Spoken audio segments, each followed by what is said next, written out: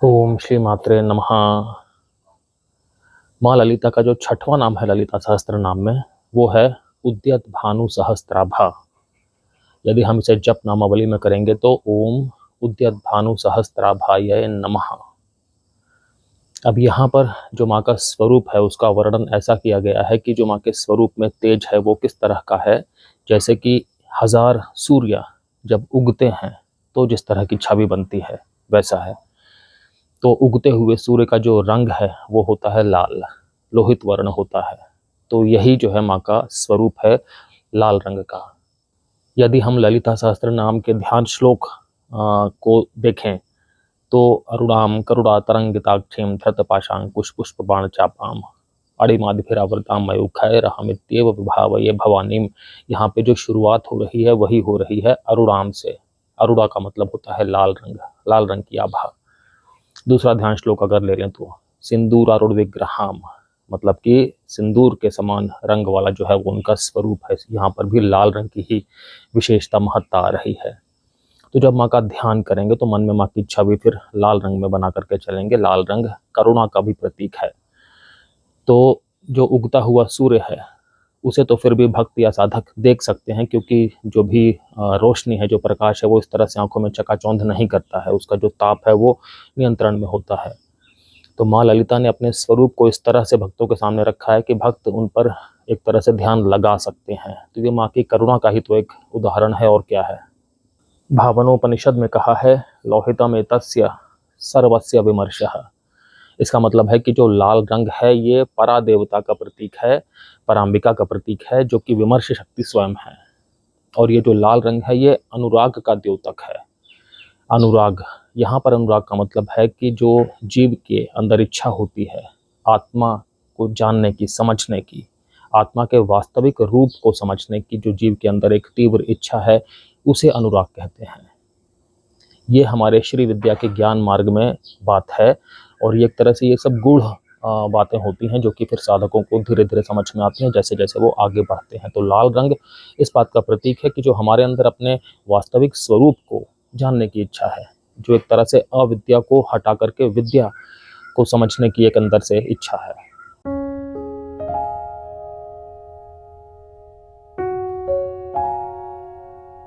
हमारे शरीर में कई चक्र होते हैं, जैसे कि सबसे नीचे मूलाधार चक्र, फिर स्वाधिष्ठान चक्र, फिर मणिपुर चक्र, फिर अनाहता चक्र, फिर विशुद्धि चक्र, फिर आज्ञा चक्र, और सिर के ऊपर सहस्त्रारा चक्र। तो जो सहस्त्रारा चक्र है उसका स्वरूप ऐसा है कि उसमें हजार दल वाला पद्म है, मतलब कि हजार पंखुड़ियों वाला कमल है, ऐसा स्वरूप है। और प्रत्येक पंखुड़ी में एक उगते हुए सूरज के बराबर जो ग्लो होता है, जो चमक तेज होती है, वो है। तो इसका मतलब क्या हुआ, जो हमारी कुंडलिनी है, मतलब कि जो शक्ति है, वो जो मूलाधार चक्र है जो सबसे नीचे है, तो मूलाधार चक्र में कुंडलिनी सुषुप्त अवस्था में है, जो कि हम सब जनजीवन में हमारे साथ होता है कि हम सब अपने अपने कामों में व्यस्त हैं। हमारी कुंडलिनी सुषुप्त अवस्था में होती है। कुंडलिनी का मतलब आप समझ लें बिल्कुल जो पराशक्ति है, जो आदि शक्ति है, पराम्बिका स्वयं है, हर एक के अंदर विद्यमान है। फिर जब भक्त ध्यान लगाता है, जब उसके अंदर ये वाली एक चेतना आती है कि नहीं, मुझे तो इस जो माया जनित जगत है, मुझे इसकी वास्तविकता समझनी है, मुझे अपना असली स्वरूप समझना है, मुझे ब्रह्म ज्ञान की तरफ पढ़ना है, मुझे मुझे परम शिव को समझना है। तो फिर क्या होता है कि उसकी जो कुंडलिनी है वो जागृत होती है, मतलब शक्ति जागृत होती है। जागृत होने के बाद ये कुंडलिनी जो है ये ब्रह्म ग्रंथि, विष्णु ग्रंथि और रुद्र ग्रंथि को भेदते हुए सुषुम्ना नाड़ी में, मतलब ऊपर की तरफ आती है। और फिर जो सहस्त्रारा चक्र है वहाँ पर परम शिवा रहते हैं, तो वहाँ पर आकर के जो कुंडलिनी, मतलब कि जो शक्ति है, वो फिर परम शिवा के साथ में मिलन हो जाता है। तो ऐसे में कहते हैं कि जो सहस्त्रारा चक्र का जो पद्म है, मतलब जो कमल है, वो खिलता है, उसकी पंखुड़ियाँ सारी खिल जाती हैं। इसे ही कहते हैं कुंडलिनी जागृत हो गई। तो जब ये वाला कमल जब खिलेगा तभी तो ये सारी की सारी जो किरणें हैं उगते हुए सूर्य की, इनका वास्तविक स्वरूप आएगा लाल रंग का। तो ये भी एक चीज़ है कि उद्यत भानु सहस्त्राभा का वास्तविक अर्थ हम तब समझ सकते हैं, तब हम एक तरह से उसके दर्शन कर सकते हैं जब हमारी कुंडलिनी जागृत हो जाए। मतलब कि जो हमारी कुंडलिनी है वो हमारे सहस्त्रारा चक्र में शिव के साथ में उसका मिलन हो गया, उसका संयोग हो गया। तभी हम समझ पाएंगे कि वो वास्तविक लाल रंग क्या है, जो कि हजार सूर्य की, उगते हुए सूर्य की आभा में होता है। श्री रामकृष्ण परमहंस को भी जब माँ काली के दर्शन हुए तो उन्हें अंदर से कैसा लग रहा था?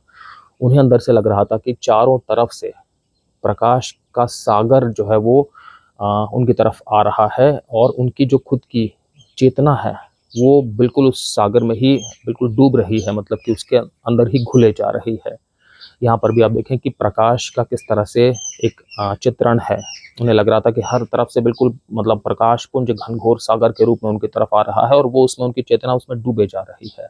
श्रीमद् भगवद गीता हिंदुओं का बहुत पवित्र ग्रंथ है। उसमें भी 11वें अध्याय के 12वें श्लोक में इस बात का वर्णन है कि जो विश्व रूप है भगवान का, उसकी जो आभा है वो उगते हुए सूर्य जो होते हैं हजार, उनकी तरह ही होती है। यहाँ पर भी चित्रण वर्णन वही है कि जो भगवान का वास्तविक स्वरूप होता है वो हजार उगते हुए सूर्य का जो रंग होता है उसके समान होता है, वैसी उनका चमक होती है, वैसी तेज होता है। त्रिपुरा महिम्न स्तोत्र में भी बहुत सुंदर वर्णन है इसी बात का कि जो तीनों लोक हैं, तो जो तीनों लोक में महासौंदर्य सिंधु है, महासौंदर्य का सागर है, जब उसका मंथन होता है तब जो उसमें से सुधा उत्पन्न होती है, जो अमृत मिलता है, वो अमृत ही वास्तविक स्वरूप है हजार उगते हुए सूर्य का जो रंग है उसका, या जो हजार जपा के पुष्प होते हैं लाल रंग के होते हैं, उनका जो रंग है वो यही सुधा है वास्तविकता में। आप देखें कितना मन को मोह लेने वाला वर्णन है। ऐसा चित्रण है जो कि भक्त बिल्कुल अपने मन में देख सकता है, समझ सकता है, उस भावना में पूरी तरह से डूब सकता है। लाल रंग जो है ये मातृत्व का भी प्रतीक होता है। तो जो देवी माँ है माँ ललिता, वो अपने भक्तों का बहुत अच्छे से ध्यान रखती हैं। ये वाली चीज़ भी यहाँ पर देखी जा सकती है। माता के 3 स्वरूप होते हैं, मतलब 3 तरह के उनके शरीर होते हैं, स्थूल शरीर, सूक्ष्म शरीर और परा शरीर। तो जो स्थूल शरीर है उसमें तो उनका चेहरा होगा, हाथ पैर वगैरह होंगे, सब कुछ जैसे हमारे होते हैं। जो सूक्ष्म शरीर है वो मंत्रमय है या वर्णमय है, जो मातृका वर्ण है सारे 51, उनका स्वरूप हो गया। और जो उनका परा शरीर है वो फिर हो गया जो मन की वृत्तियां होती हैं, जो हमारे मन के अंदर में टेंडेंसीज होती हैं, उस स्वरूप में हो गया। तो अब आगे से जो नाम है, इसके बाद 7वें नाम ऑनवर्ड्स, वहाँ पर जो हम उनके स्थूल शरीर है उसकी व्याख्या करेंगे। अगला नाम है माता का चतुर्बाहु समन्विता, ये जो 7वां नाम है। तो अगर हम जप नामावली में करेंगे इसको तो ओम चतुर्बाहु समन्विताय नमः। इसका अर्थ हो गया कि माँ ललिता की 4 भुजाएं हैं, 4 हाथ हैं उनके। ये जो 4 भुजाएं हैं ये द्योतक हैं 4 वेदों का भी और 4 दिशाओं का भी। 4 देवियां होती हैं जो कि माँ की बहुत ज़्यादा क्लोज हैं, अंग प्रत्यंग देवियां हैं ये, और श्री विद्या में इनकी उपासना की जाती है। ये जो 4 देवियां हैं ये भी इनकी 4 भुजाओं का द्योतक हैं। इनके नाम हो गए माँ संवत्सरी, माँ अश्वारूढ़ा, माँ मंत्रिणी या माँ श्यामला, और माँ वराही या माँ दंडिनी। ये जो 4 देवियां हैं इनके अपने अलग अलग कार्य होते हैं, और ये माँ की बहुत ज़्यादा क्लोज होती हैं, मतलब कि एक तरह से उनके ग्रुप ऑफ मिनिस्टर्स हैं। ये जो भी माँ के मन में आता है वो इन कामों को पूरा करती हैं। यहाँ पर माँ की 4 भुजाओं से एक ये वाला अर्थ भी है कि जब साधक पूरी भक्ति से, पूरी निष्ठा से माँ की साधना करता है, माँ की भक्ति में लीन होता है, तो माँ फिर उसे जो चारों पुरुषार्थ हैं, 4 भुजाओं से यहाँ पे 4 पुरुषार्थ आ रहे हैं, धर्म अर्थ काम मोक्ष, माँ चारों पुरुषार्थों का फिर भक्त को आशीर्वाद देती हैं। अगला जो 8वां नाम है माता का वो है राग स्वरूप पाषाढ़्या। जप नामावली में ओम राग स्वरूप पाषाढ़्याय नमः। इसका मतलब है कि माँ के हाथ में, अब ये जो एक तरह से शस्त्र है उसकी व्याख्या हो रही है, तो माँ के हाथ में पाश है। पाश मतलब होता है रस्सी। अब यहाँ पर राग स्वरूप पाषाढ़्या मतलब कि जो एक तरह से राग होता है उसकी तुलना पाश से की हुई है। राग का मतलब हो गया क्या? राग के बहुत अलग अलग मतलब हो सकते हैं, कि जैसे एक हमारे अंदर बहुत ज़्यादा किसी भी मन के विषय के लिए जो आसक्ति हो जाती है ना, जो एक बहुत ज़्यादा अट्रैक्शन हो जाता है, आकर्षण बहुत ज़्यादा हो जाता है किसी के लिए भी, किसी भी वस्तु के लिए, किसी भी व्यक्ति के लिए। तो जब आकर्षण बहुत ज़्यादा है तो फिर एक तरह से हमारे चित्त में वो चीज़ बहुत ज़्यादा गहरे में आ जाती है और हमारे मन में आसक्ति आ जाती है। फिर एक स्वामित्व भाव आने लग जाता है, जो पॉजिटिव होने वाली फीलिंग होती है किसी के लिए भी। ये सब चीज़ें राग का निरूपण करती हैं। तो राग जो है ये क्या है? पाश स्वरूप ही है ये, मतलब एक तरह से बंधन है, रस्सी बंधन ही तो होती है जिससे कि हम बंध करके रहते हैं। अब यहाँ पर वर्णन विवरण इस तरह भी है कि माँ ललिता जो हैं, उनके पास ये जो पाश है, उस पाश से वो अपने भक्तों की जो भी डिज़ायर्स हैं, जो भी इच्छाएं हैं, जो भी कामनाएं हैं, जो कि उन्हें परेशान कर रही हैं, उन्हें खींच लेती हैं, उन्हें पुल कर लेती हैं। इसका मतलब है कि जो भी भक्त है, जब उसके मन में ये बात आ रही है कि नहीं, ये जो माया जनित जगत है, यहाँ पर सब मिथ्या ही है, अविद्या ही है, जिसकी वजह से मुझे ये सब कुछ इस स्वरूप में नज़र आ रहा है, जो वास्तविकता है वो कुछ और है। जब ऐसी मन में भावना उत्पन्न होना शुरू होती है, भक्त साधना करता है, तो फिर माता जो है उसका मार्ग आगे का प्रशस्त करती हैं, अविद्या जो है ये हटाती हैं धीरे धीरे। तो जब सबसे पहले जो मन की सारी ये इच्छाएं कामनाएं हैं जो कभी ख़त्म ही नहीं होती, जब ये इच्छाएं ख़त्म होंगी तभी तो फिर भक्त आगे बढ़ पाएगा अपने मार्ग में, ज्ञान मार्ग में आगे, तभी तो वो वास्तविक स्वरूप देख पाएगा। तो माँ फिर इन इच्छाओं का एक तरह से दमन करने में मदद करती हैं, पुल कर लेती हैं सारी इच्छाएं। यहाँ पर यह भी समझना ज़रूरी है कि जो ललिता सहस्त्र नाम में माँ के नाम हैं, उनके जो अर्थ हैं, उनके भी अलग अलग प्रकार हो सकते हैं, जैसे कि भावार्थ, संप्रदाय अर्थ, निगर्भार्थ, कौलिकार्थ, रहस्यार्थ, महातत्वार्थ, इस तरह से लगभग 15 प्रकार हो सकते हैं। तो आप इस समय अपनी भक्ति साधना में किस स्थान पर हैं, उस पर निर्भर करता है कि आपको कौन सा अर्थ जो है वो समझ में आएगा। एक और अर्थ हो सकता है इसका कि जो रस्सी का स्वभाव है, पाश का स्वभाव होता है फैलने वाला, बांधने वाला, वैसे जो राग है एक तरह से महादोष है। राग का भी स्वरूप ऐसा ही है, फैलने वाला। हमारी आसक्ति यहाँ भी होती है, वहाँ भी होती है, हम इसको भी पाना चाहते हैं, हम हर तरह के बंधन में मतलब जकड़े रहते हैं।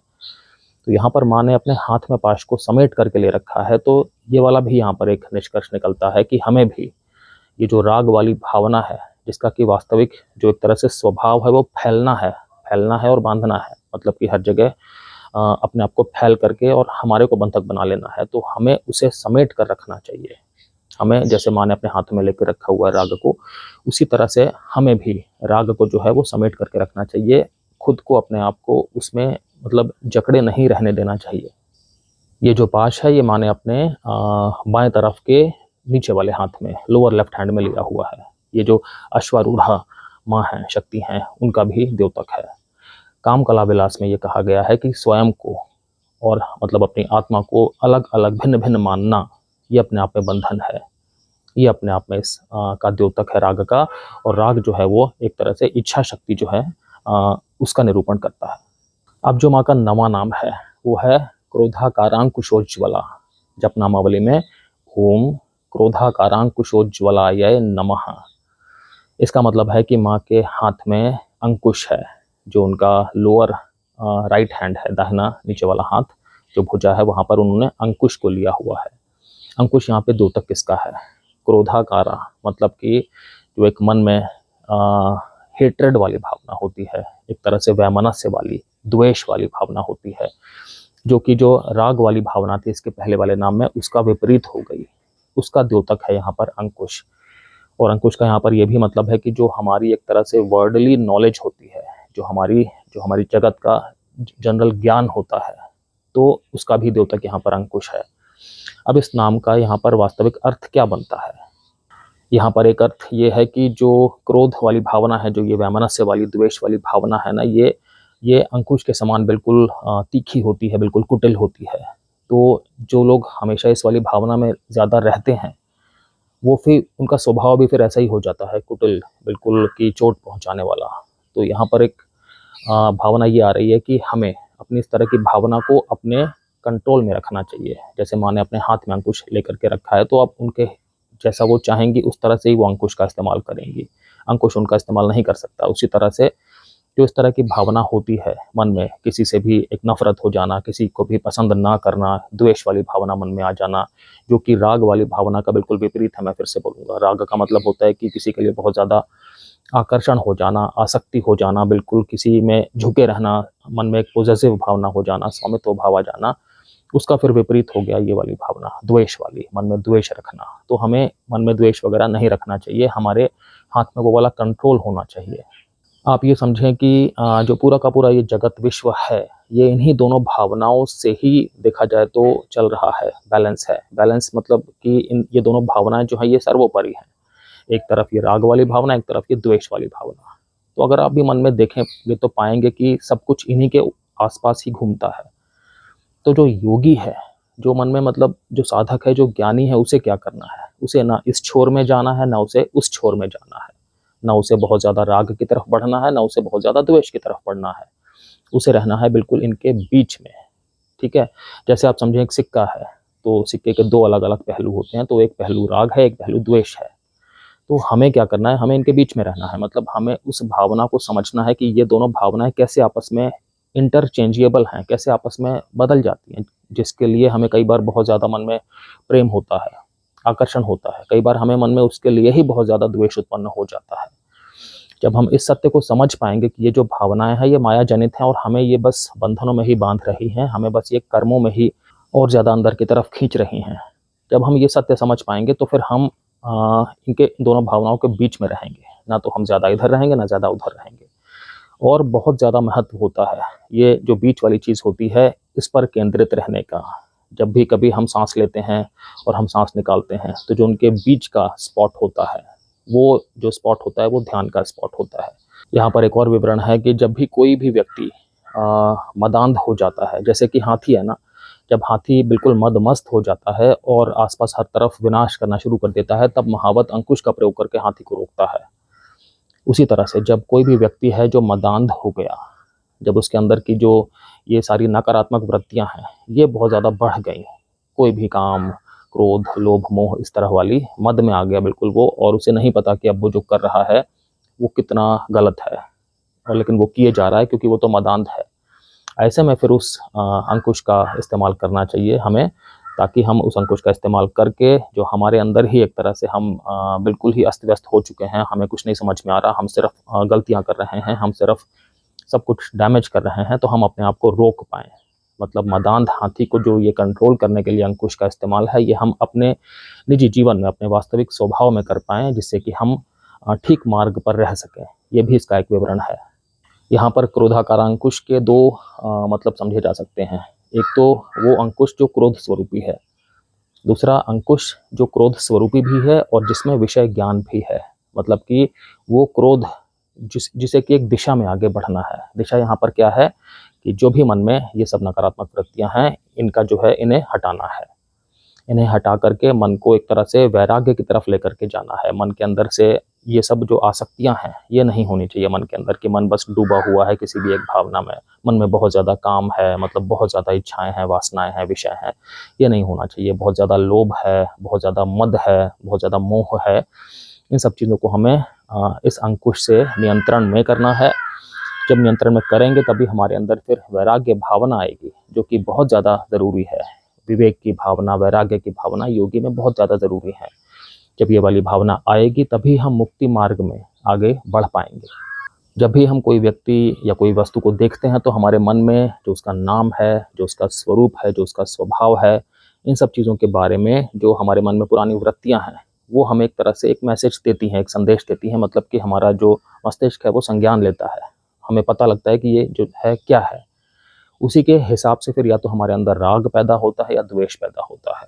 एक भावना आती है और बस यही है कि फिर हम जो हैं वो जुड़े रहते हैं, या हम अपने मन में अगर हम किसी को बहुत ज़्यादा आकर्षित भी हैं तब भी हम उससे जुड़े हुए हैं, और अगर हम हमारे अंदर किसी से बहुत ज़्यादा द्वेष की भावना, वैमनस्य है, डिसलाइक है बहुत ज़्यादा, तब भी हम जुड़े तो हुए ही है ना। तो यहाँ पर इनका जो प्रयोग है वो करके पाश का और अंकुश का, हमें इस तरह की जो भावनाएं हैं उन्हें ही अपने नियंत्रण में रखना है, न कि हमें खुद उनके नियंत्रण में चले जाना है। जो अंकुश है ये संपत्करी देवी का निरूपण करता है। क्रोधाकार अंकुश का मतलब यहाँ पर यही है कि हमें क्रोध को नष्ट नहीं करना है, हमें क्रोध को एक तरह से परिवर्तित करना है, संयमित करना है, और हमें उसे केंद्रित करना है एक पर्टिकुलर काम में। जो भी मन की वृत्ति हमें हमारे मार्ग में नहीं बढ़ने दे रही है, हमें उस पर नियंत्रण करना है इस अंकुश के द्वारा। आप समझते हैं असुर स्वभाव क्या होता है? जब हमारी इंद्रियां हमारे वश में ही ना हो, हमारा मन हमारे वश में नहीं है, अब हमारा मन जो है वो हर तरह के जो भी बाहरी अनुभव हैं उनको ही सत्य मान बैठा है, उनका ही रसास्वादन कर रहा है, उसकी भूख अंदर से ख़त्म ही नहीं हो रही है। तो जब इसी हालत में मन आगे बढ़ता जाता है तो फिर व्यक्ति क्या होता है, अलग अलग तरह की आसक्तियों में आ ही जाता है, अलग अलग तरह की इच्छाएं ही उत्पन्न हो रही हैं, कभी कोई इच्छा, कभी कोई इच्छा, कभी किसी के लिए बहुत ज़्यादा भावना राग वाली आ रही है, कभी मन में बहुत ज़्यादा किसी के लिए डिसलाइक आ रही है, हेट्रेड आ रही है, मन में बहुत ज़्यादा द्वेष पैदा हो रहा है, यही असुर स्वभाव है कि इंद्रियों पे या मन पे नियंत्रण ही नहीं है। इन दोनों नामों का अर्थ यही है, राग स्वरूप पाषाढ़ क्रोधांगार अंकुश उज्ज्वला, कि हम अपने मन पर, अपने इंद्रियों पे नियंत्रण ठीक से करें। ये तो एक तरह से पहला स्टेप है। जब अपने आप पे हम नियंत्रण करेंगे तभी फिर अज्ञान खत्म होगा, तभी फिर ज्ञान मार्ग आगे हमारे लिए खुलेगा और हम ठीक से माँ की साधना में आगे बढ़ पाएंगे।